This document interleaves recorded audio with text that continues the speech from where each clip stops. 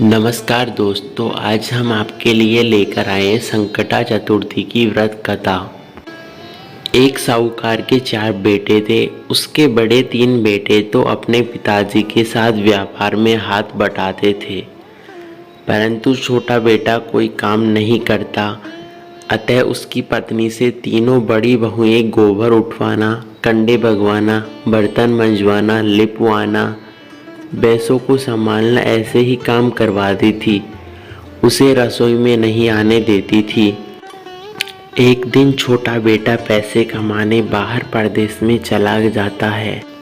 अब उसकी पत्नी को उसकी जेठानियों ने और सास ने गाय की गौशाला में ही रख दिया था। वह दिन भर गाय चराती, गायों की सफाई, गोबर बासीदाही करती रहती। उसकी सास व जेठानियाँ खाना दे दिया करती तथा रात को वो अपनी गोदड़ी बिछाकर वहीं सो जाती। छोटी बहू बचपन से ही चौथ माता का व्रत करती थी। उस संकट की घड़ी में उसका विश्वास केवल चौथ माता पर ही था। वह अभी भी नियम से चुपचाप चौथ माता का व्रत करती। उस दिन उसकी सास व जेठानियाँ जो भी खाना देती थी, वह एक समय का खाना तो गाय को ही खिला देती थी। दूसरे दिन का खाना वही जमीन में गाड़ देती थी। रात को चांद के दर्शन करके फिर रात को खाना खाती। इस तरह कई साल बीत गए। एक बार उसने चौथ माता की प्रार्थना की कि हे चौथ माता, मेरे पति को वापस अपने घर भेज दो। उधर उसका पति परदेश जाकर व्यापार करने लगा। उसका व्यापार अच्छा चल रहा था। वह व्यापार की व्यवस्था से भूल गया कि उसका घर परिवार भी है। बहू के प्रार्थना करने पर चौथ माता साहूकार के बेटे के सपने में आई और कहा कि तेरे घर वाले तेरा इंतजार कर रहे हैं।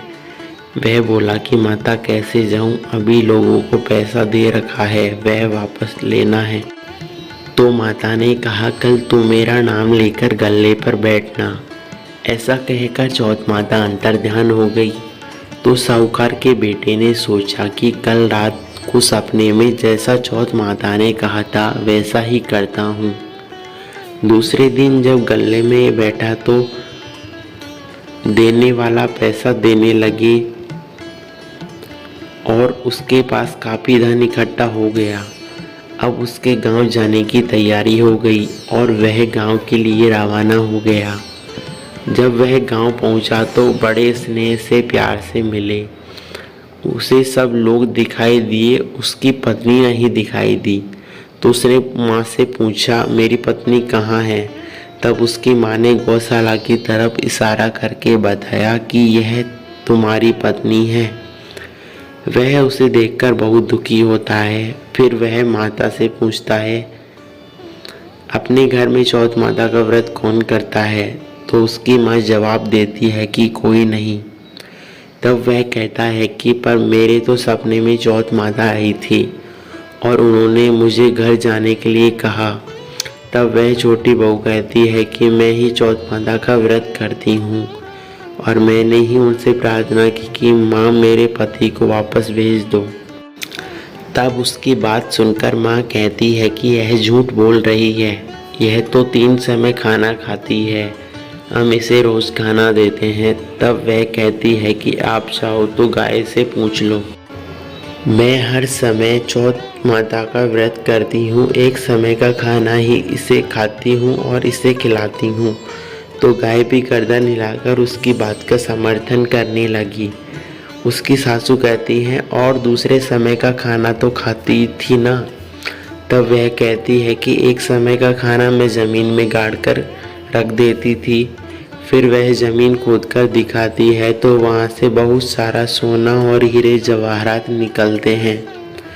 तब सब उसकी बात मान लेते हैं और उसके बाद उसकी सासू और जेठानी सब उसका बहुत मान देने लगे। उसे और उसके पति को सम्मान के साथ घर में लाया गया। हे चौथ माता, जैसे उस छोटी बहू को टूटी वैसी सबको टूटना। कथा अधूरी हो तो पूरी करना, पूरी हो तो मान रखना। ऐसी ही कहानियों के लिए हमारे चैनल भक्तिव्रत ज्ञान को सब्सक्राइब करना ना भूलें। धन्यवाद।